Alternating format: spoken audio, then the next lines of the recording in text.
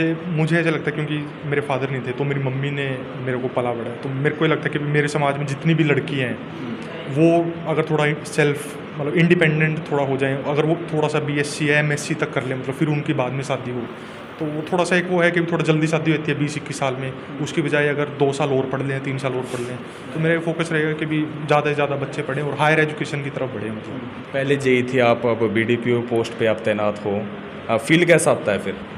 Field ठीक है, मतलब पहले जैसे रिस्पॉन्सिबिलिटीज़ कम थी, आपको एक आपके ऑफिसर कुछ बोल देते थे, आपको एक काम करना होता था। अब आप वो खुद एक ऑफिसर हो जो आगे काम करवाओगे, तो रिस्पॉन्सिबिलिटीज़ बढ़ी हैं और बशर्ते मतलब पावर भी बढ़ी है, तो दोनों साथ साथ ही चलती हैं, और तो साथ साथ चलता ही था। तो यूट्यूब ने तो बड़ा हेल्प किया, मतलब यूट्यूब आज के दिन एक वो काम है कि भी आप जो कोचिंग को सब्सटीट्यूट करता है कि अगर आप कोचिंग नहीं ले सकते, कहीं गाँव में हो, आप दिल्ली रहना अफोर्ड नहीं कर सकते, तो आप यूट्यूब के थ्रू, और जो टेस्ट आते हैं वो भी आजकल ऑनलाइन आते हैं, तो आप वो डाउनलोड करके उनका प्रिंट आउट निकाल के वो घर पे बैठे आप टेस्ट दे सकते हैं। क्योंकि बार ये जैसे अभी यहाँ आया हूँ मैं, आपका एक आप इस इंटरव्यू को आगे कहीं पे यूट्यूब पे कहीं पे अपलोड करोगे तो वो दुनिया देखेगी, तो वो एक है एग्जांपल है कि भी जैसे मेरी मम्मी ने भी एमएससी की हुई है, तो वो एक एग्जांपल है कि अगर मेरी मम्मी ने एमएससी शायद ना की होती या सिंपल 12वीं ही की होती तो शायद आज मैं यहाँ ना होता। तो मुझे लगता है कि भी एक लाइव एग्जांपल तो मेरी मम्मी है ही है, और बाकी मैं भी चाहे जुलाना जा रहा हूँ या जितनी बारी मैं गाँव में आता हूँ, तो जो भी मेरी कज़न्स हैं उनके लिए एक मोटिवेशन का रास्ता जरूर बना। आप जैसे एचसीएस का अगर मैं बताऊँ तो इसमें 3 स्टेजेस होती हैं, प्रीलिम्स एग्ज़ाम होता है, फिर मेंस होता है, फिर इंटरव्यू होता है। प्रीलिम्स में 2 एग्ज़ाम होते हैं, GS1 और GS2। GS1 के मार्क्स जुड़ते हैं, GS2 में सिर्फ 33% मार्क्स लाने होते हैं। तो GS1 में जैसे हिस्ट्री, पॉलिटिकल साइंस और ये जियोग्राफी, करंट अफेयर्स, जो अखबार ये सब्जेक्ट आते हैं, तो इसके लिए मेनली अखबार पढ़ना पड़ता है, और जो अपनी एनसीईआरटी की बुक्स हैं वो इसके लिए हेल्पफुल हैं। तो चयन कैसे होता है फिर उसके बाद? जैसे आपने प्री दे दिया, जैसे एक पोस्ट है तो एक पोस्ट के लिए वो 10 बच्चे सिलेक्ट करते हैं, वो 10 गुना, फिर वो 10 बच्चे आगे लिखने वाला एग्ज़ाम देते हैं, उसमें 4 एग्ज़ाम होंगे, फिर उनमें से 3 चुने जाएंगे, फिर 3 बच्चों का इंटरव्यू होगा जिसमें से एक बच्चा फिर फाइनली चुना जाएगा।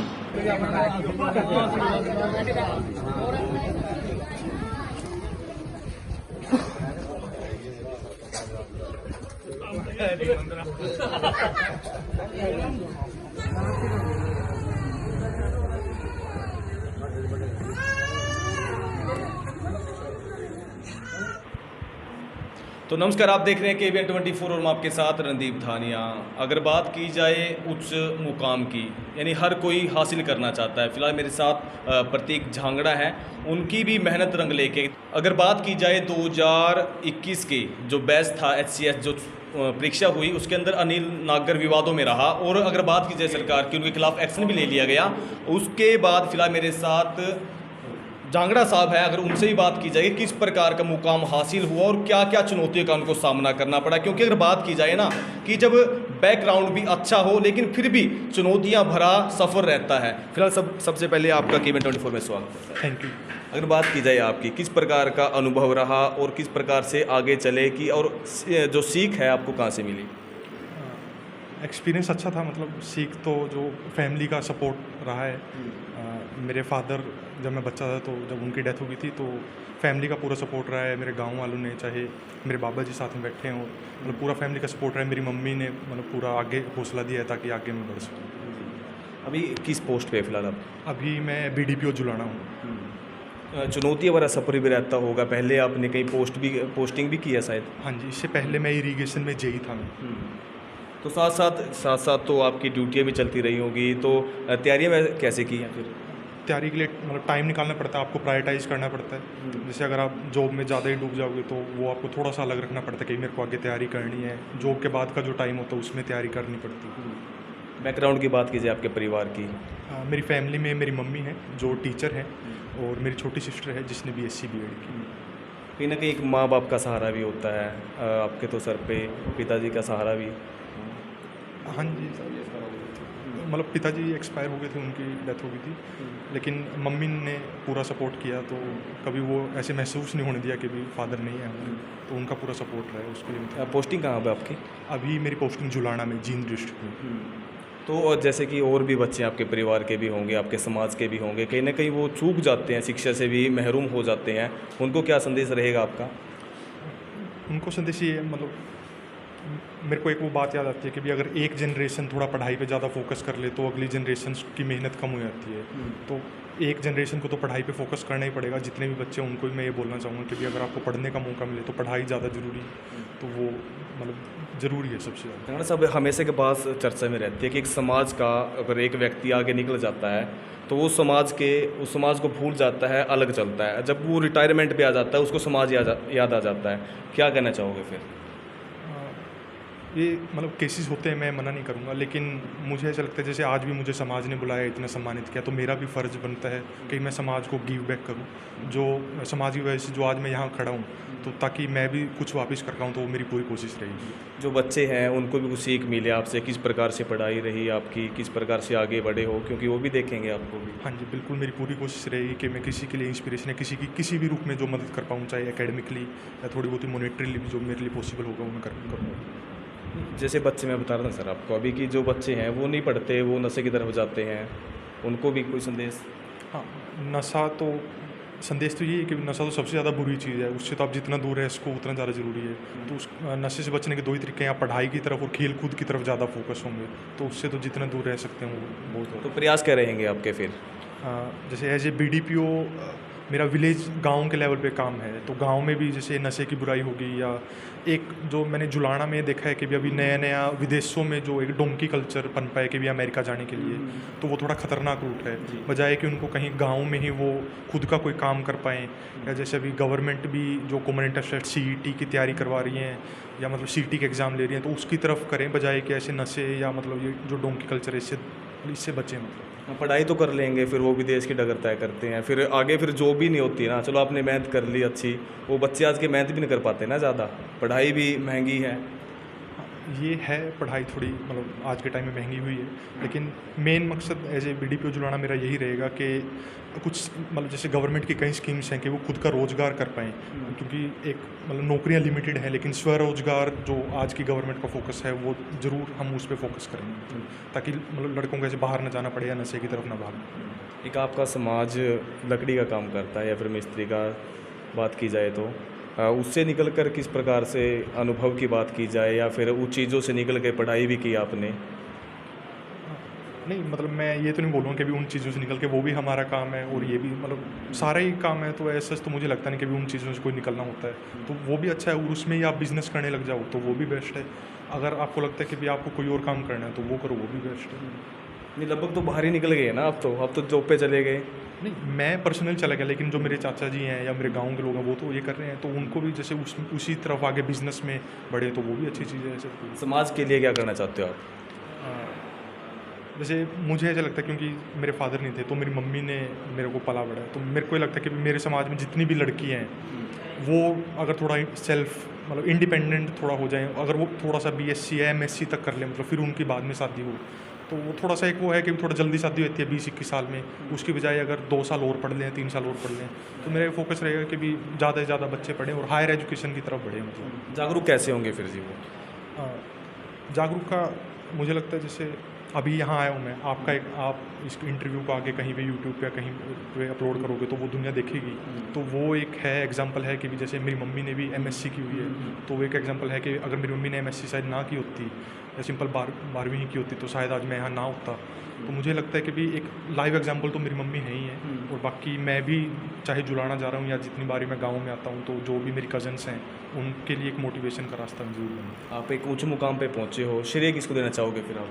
श्रेय सबसे पहले तो मेरी मम्मी का है, मेरे जो मेरे बाबा जी हैं, मेरे गांव वाले हैं, उनका पूरा सपोर्ट रहा है। मेरे नाना जी थे, वो SDO इरिगेशन रिटायर्ड थे वो, तो उनका पूरा सपोर्ट रहा है, पूरी फैमिली का पूरा सपोर्ट रहा है। पहले जेई थी आप, अब BDPO पोस्ट पे आप तैनात हो, फील कैसा आता है फिर?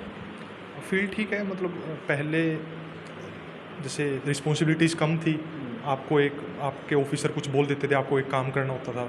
अब आप वो खुद एक ऑफिसर हो जो आगे काम करवाओगे, तो रिस्पॉन्सिबिलिटीज़ बढ़ी हैं और बशर्ते मतलब पावर भी बढ़ी है, तो दोनों साथ साथ ही चलती हैं। मैनेज कैसे होता है फिर? एज ए ह्यूमन बीइंग तो आप ह्यूमन बीइंग ही मल्टीटास्कर होता है, मतलब ऐसे तो हो ही नहीं सकता कि भी आप एक टाइम पे सिर्फ मैं सांस ही ले रहा हूँ, मैं खाना नहीं खाऊंगा, तो आप सांस भी लेते हो और खाना भी खाते हो, तो ऐसे ही बाकी की चीज़ें भी होती हैं। अगर आपको ये है कि भी मेरे को ये करना है, मेरे को यहाँ नहीं रहना, जैसे मेरे को था कि मेरे को ऐसे जेई नहीं रहना, तो फिर मैंने तैयारी की। अगर आपकी मतलब वो मेरे को एक कोट याद आ रहा है, एक बड़े फेमस पोएट थे, तो उनका एक कोट है कि भी सबसे खतरनाक होता है हमारे सपनों का मर जाना। तो मुझे वो बड़ा सही लगता था। तो मैं भी जब भी मेरे को कभी डीमोटिवेशन आती थी कि भी ये जेई ही ठीक है, मतलब अच्छी पे आ रही है और क्या करना आगे तैयारी करके, लेकिन फिर वो लगता है कि भी एक सपना तो होना ही चाहिए। तो मेरा सपना था कि एचसीएस में जाना है, तो इसलिए वो पॉसिबल हो पाया। फिर टाइम तो आप निकाल ही लोगे, मैनेजमेंट भी आपको आ ही जाएंगी। अभी जानवर साहब आपसे बात की जाए, जो बच्चे तैयारी करना चाहेंगे, जो वीडियो देखेंगे, वो किस हिसाब से शुरू करें, कहाँ से शुरू करें और क्या क्या चुनौतियाँ बीच में आती होंगी? हाँ, जैसे एचसीएस का अगर मैं बताऊं तो इसमें 3 स्टेजेस होती हैं। प्रीलिम्स एग्ज़ाम होता है, फिर मेंस होता है, फिर इंटरव्यू होता है। प्रीलिम्स में 2 एग्ज़ाम होते हैं, GS1 और GS2। GS1 के मार्क्स जुड़ते हैं, GS2 में सिर्फ 33% मार्क्स लाने होते हैं। तो GS1 में जैसे हिस्ट्री, पॉलिटिकल साइंस और ये जियोग्राफी, करंट अफेयर्स, जो अखबार ये सब्जेक्ट आते हैं। तो इसके लिए मेनली अखबार पढ़ना पड़ता है, और जो अपनी एनसीईआरटी की बुक्स हैं वो इसके लिए हेल्पफुल हैं। तो चयन कैसे होता है फिर उसके बाद? जैसे आपने प्री दे दिया, जैसे एक पोस्ट है तो एक पोस्ट के लिए वो 10 बच्चे सिलेक्ट करते हैं, वो 10 गुना। फिर वो 10 बच्चे आगे लिखने वाला एग्ज़ाम देते हैं, उसमें 4 एग्ज़ाम होंगे। फिर उनमें से 3 चुने जाएंगे, फिर 3 बच्चों का इंटरव्यू होगा, जिसमें से एक बच्चा फिर फाइनली चुना जाएगा। अगर 2021 की बैच की बात कर रहे थे आप, उस दौरान क्या हुआ था? विवादों में आ गई थी ना आपकी वो?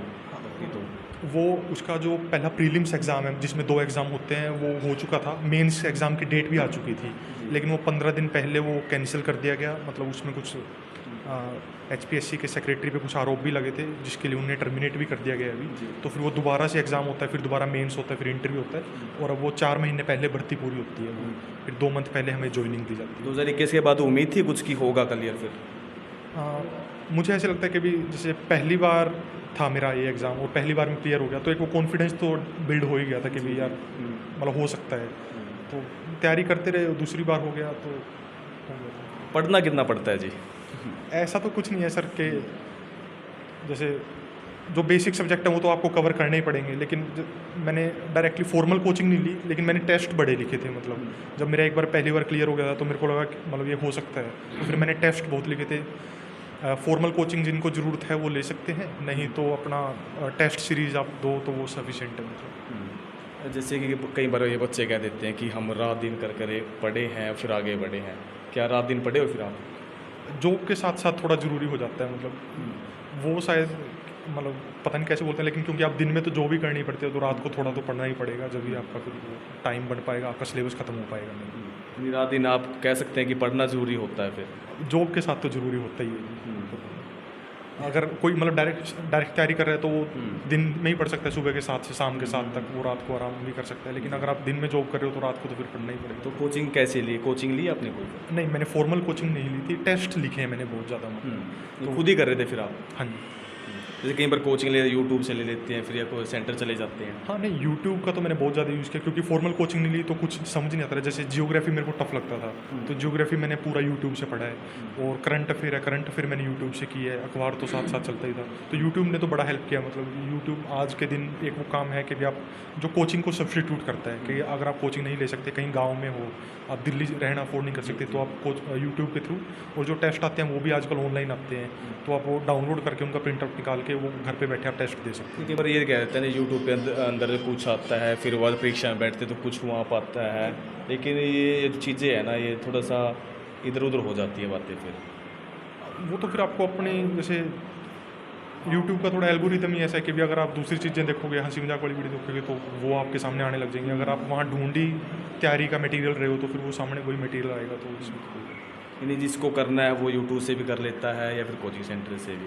हाँ, अगर आप कोचिंग सेंटर अफोर्ड कर सकते हो तो मतलब जाना चाहिए, ऐसी कोई इसमें बुराई नहीं करूँगा मैं उनकी, ठीक है। लेकिन यूट्यूब है कि भी सेल्फ सफिशिएंट मीडियम है, आप तैयारी कर सकते हो वहाँ से। अगर युवाओं की बात की जाए, संदेश क्या रहेगा? अंतिम सवाल आपसे यही। युवाओं के संदेश, जैसे हरियाणा में जो दो, एक नशे का और एक जो बाहर जाने का कल्चर है, ये एक एड्रेनलिन रश तो ज़रूर प्रोड्यूस करता है कि भी हम भी बाहर जाएंगे, बहुत ज़्यादा पैसा कमाएंगे, लेकिन अपने देश में रह के भी, अपने हरियाणा में रह के भी मतलब वो चीज़ें हो सकती हैं। तो थोड़ा नशे को काटने के लिए तो खेल कूद ज़रूरी है, और जो बाहर का कल्चर है, मतलब खुद का रोज़गार एक वो मीडियम है जिससे आप उतने पैसे कमा सकते हो जितने आप बाहर जाके जैसे हम कमाते हैं। तो मेरे ये 2 मेन संदेश रहेंगे कि भी एक खुद के रोज़गार की तरफ बढ़े और एक हायर एजुकेशन की तरफ बढ़े। जब चेयर पे बैठे आप, शपथ ली थी ना आपने? नॉर्मली मन की बात कर रहा हूँ। हाँ जी, मन में तो होता ही है कि क्या क्या शपथ ली थी? सब चीज़ था कि भी मतलब भगवान से प्रार्थना थी सब, तो मैं ऐसे क्या बोलूँ कि भी मेरे से किसी मतलब जैसे गांव के लोग आते हैं तो कहीं थोड़े गरीब भी आते हैं हमारे पास कि भी सर हमारा ये काम नहीं हो रहा, ये काम करवा दीजिए। बस यही है कि मैं उनकी हेल्प कर पाऊँ और मेरे पेन के द्वारा कोई मतलब किसी के लिए गलत ना हो, क्योंकि इसमें डिमोलिशन का रहता है बहुत ज़्यादा कि भी घर नाजायज़ कब्जे होते हैं वो तोड़ने पड़ते हैं, कई बार उसमें किसी का जायज़ वो घर है वो भी ना टूट जाए, तो वो मैं उससे बचना चाहूँगा। क्योंकि उम्मीद होती है ना अधिकारी से लोगों की। हाँ जी बिल्कुल। प्रतीक जांगड़ा जी मेरे घनिष्ठ मित्र डॉक्टर नरेश जियों के पुत्र हैं। डॉक्टर नरेश प्रतिभा के धनी थे, उनके कारण हमारे गांव में कई बच्चों को रोज़गार भी मिला है, और वो इतने पोलाइटली थे कि जन जन की सेवा करते थे। वो उन्हीं के गुण इनमें आए हुए हैं प्रतीक जांगड़ा में। ये मैं इनसे भी, मेरा एक बेटा होने के नाते मैं इनसे भी पुरजोर अपील करूंगा कि ये जन जन के प्रति काम आए और अपने पिता की तरह रवैया रखें। इनकी माताजी मेरे बैच की हैं, वो भी टीचर हैं और मैं भी टीचर हैं, एक ही बैच में हम दोनों टीचर लगे थे। इनकी माताजी ने इनको कामयाब बनाया। मैं सभी को ये संदेश देना चाहता हूँ कि जिस प्रकार से इनकी माताजी ने मेहनत करके अपने बच्चे को HCS की पोस्ट तक पहुंचाया है, तो सभी माताओं से मैं पुरजोर अपील करता हूं कि वो भी अपने बच्चों को इसी प्रकार कामयाब बनाएं और अपने बच्चों को मार्गदर्शित करें।